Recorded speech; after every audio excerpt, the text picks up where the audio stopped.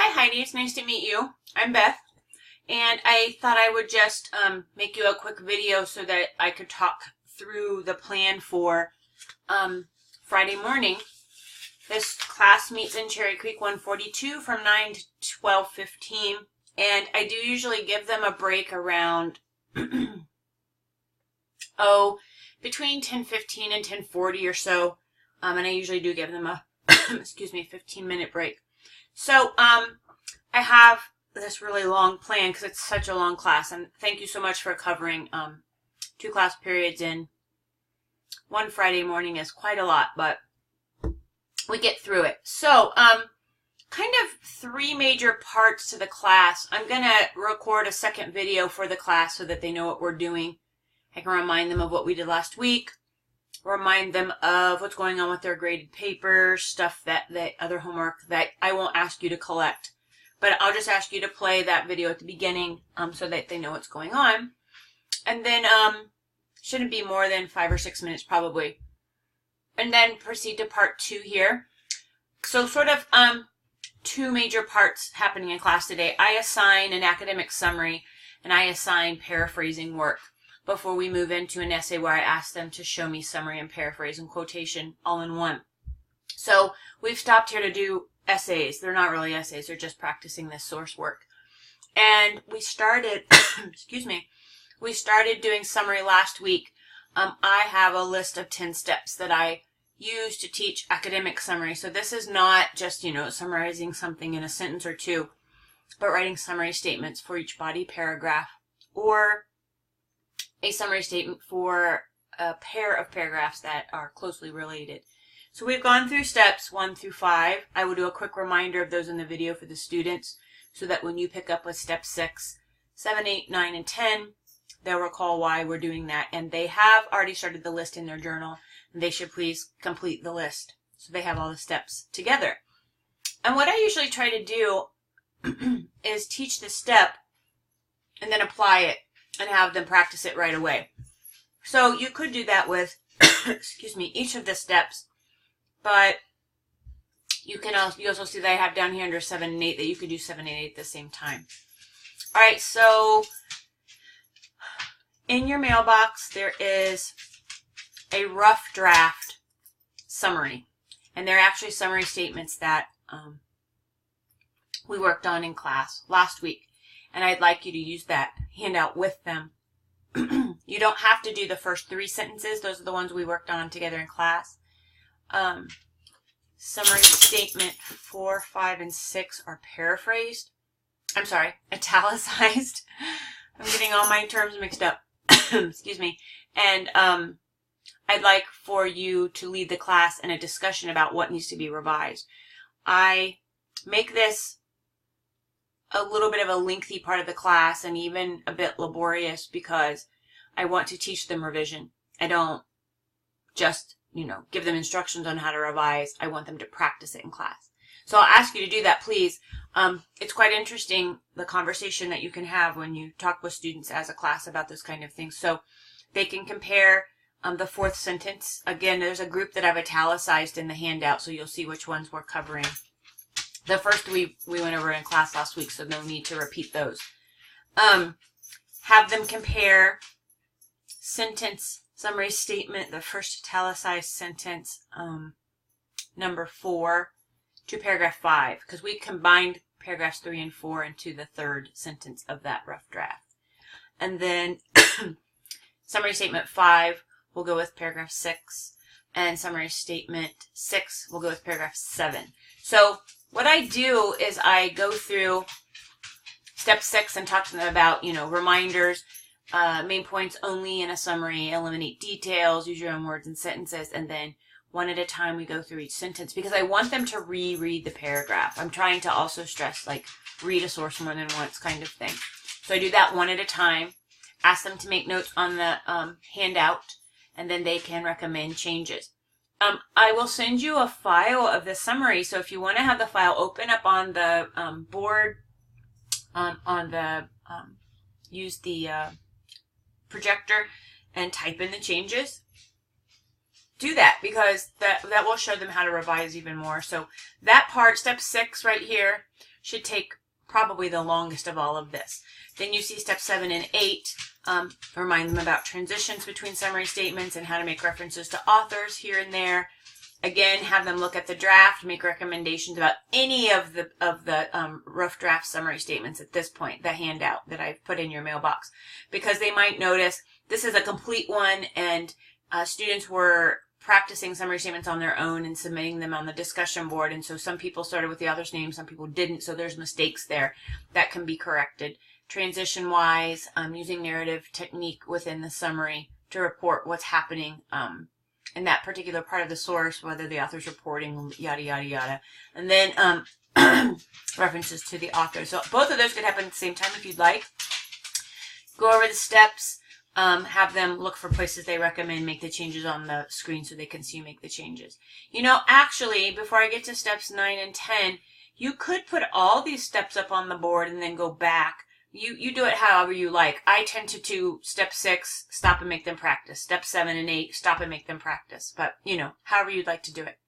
So at the end of step 7 and 8, we'll finish 9 and 10 in a few minutes. I'd like you to put them into groups. They have a choice for this assignment. They can choose one of these 4 primary sources. So have them sign their names underneath the names of the essays. If you'd write them on the whiteboard, then you'll know how many people per groups, and you can put them in places in the classroom that accommodate the group sizes. And then they should get 20 to 30 minutes to do what we just did with the handout in class, to look at their rough draft summary statements with one another, to compare notes, to make sure they have captured only the main points and eliminated the details, and all that kind of stuff. Which paragraphs are they combining to write one summary statement? Which ones aren't they? Where can transitions go? And all of that. So we're doing this in lieu of a peer review. And so they should be talking quite a bit, making notes. And it's up to you whether you want to go around to check who has their work and who doesn't. But I'll say in the video to the students that when they get to this part of class that they are supposed to be writing their own summaries. They're just comparing notes on what were the key ideas and how were those key ideas or main ideas re-expressed in summary statements. So that's their goal. All right, so then after the group work, they can stay in their groups or they can move back to their seats. Last 2 steps are thesis statement and the MLA format. So I have here in this part of the document the 3 parts of the thesis that I asked them to write for their summary statement. I explained to them that I save this step for last because I want them to have written all those summary statements out, and it's sort of the accumulation of all those summary statements that informs their thesis. First 2 parts of the thesis are pretty straightforward, and then the most subjective part of the summary is where they come up with their own way of expressing, so what is this thing about overall? And that should be the first sentence. So again, if you could write one for the handout, the rough draft summary statements that you've been working on in class, those italicized ones, just those 3. If you could add a thesis, just show them an example of one. I ask the students to sometimes write it on their handout or in their journal, and then to offer their own idea for the thesis statement that we're working on as a class, and then share that, and then they can have a few minutes to write rough drafts thesis statements on their the summary statements they brought with them to class. And then MLA format. So there should be an in-text citation and a works cited entry, and I'll make sure to update my handout when I send it to you with the page numbers. And I would show the in-text citation at the end of the summary, and I teach them how to do starting page hyphen ending page for an academic summary. And then for the works cited entry, I'll put the page number in there, and if you want to just put it on the .cam, and then they can adapt the example to the source that they're using for their summary. So the last part of class will be talking about paraphrasing and the difference between summary and paraphrasing. So these are the kinds of notes that I put up on the board. If you want to put notes up on the board, that would be cool, or you can just kind of talk them through it and have them take some notes down. And then I have a second handout in your mailbox that is paraphrase practice. There's 2 quoted passages, and they should practice at least one of them as a whole class. And again, give them a few minutes to write down their practice paraphrases, and then also have a few students share those and maybe write them on the whiteboard so we can see variations and paraphrasing. You can offer your feedback on what was strong about the example, what needs revised. The students are used to getting this kind of feedback in class. And we talk about how making mistakes is how we learn kind of thing. So they won't be put off by doing this. And neither should you. So please have them practice that in class, because I think it's a big part of learning about, being able to face revision. And then remind them also about the in-text citation, the works cited entry, which will be similar to what you did for the summary, except for the in-text citation we'll just have the page number, which you know. And then, of course, I have a little note in the handout, the sub-plan, about if you don't get to both of the passages on the paraphrasing handout, that the second one that you might not have time for can be extra credit for next week. So their homework for next week, and I'll type this in the document, which I haven't done yet, but I'll also tell them this in the video. Their homework for next week is to have their revised academic summary with MLA format, the in-text citation, the works cited page, all summary statements revised to their best ability, and a thesis statement added, transitions added, references to the author added. And I'll say that in the video up front, but then you're going to cover all of that, so then they'll have practiced all of that in class. And then they should have 2 practice paraphrases. So the handout that they're practicing on in class, they can actually just type up their paraphrase assignment to look exactly like my handout, but they're going to take their passages from the same source they're summarizing. So they should just find 2 passages. Each one should be at least 2 sentences long, and then they excuse me, I'm sorry, so sorry, my head is so congested tonight. They should have 2 passages from the source they're summarizing, typed in exactly as they found them in the source. Each passage should be 2 sentences long, and then they will paraphrase those underneath the passages so I can see their paraphrasing work. And that is all for the class. So if you guys get that done early before 12:15, of course, let them go and remind them that I'll be back the next week and all that good stuff. And I thank you so, so much.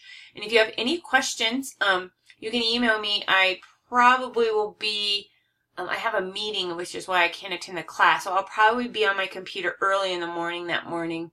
But I can also give you my cell. It's 570-236-5583. And if you want to text me or call me, as long as I'm not in my meeting, I'll answer my phone. But if you want to text me, I could definitely, answer a text in a meeting if I got a chance. So any questions, please don't hesitate to contact me. And thank you so much again. Take care.